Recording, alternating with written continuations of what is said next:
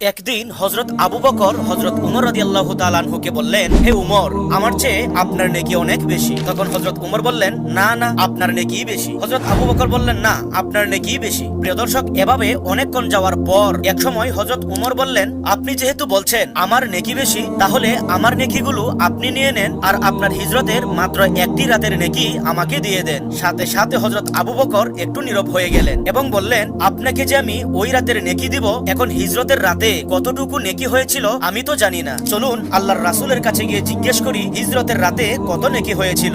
এরপর দুজন নবীজি সাল্লাল্লাহু আলাইহি ওয়াসাল্লামের কাছে গিয়ে হিজরতের রাতের নেকি জানতে চাইলো। তখন নবীজি সাল্লাল্লাহু আলাইহি ওয়াসাল্লাম বলেন, আবু বকর, এই পৃথিবীতে যত ধুলাবালি আছে, আসমানে যত তারা আছে, এমনকি পৃথিবীর সকল মানুষের নেক যদি এক পাল্লায় রাখা হয় আর তোমার হিজরতের এক রাতের নেকি আরেক পাল্লায় রাখলে তোমার হিজরতের একটি রাতের নেকির পাল্লাটাই ভারী হয়ে যাবে। সুবহানাল্লাহ।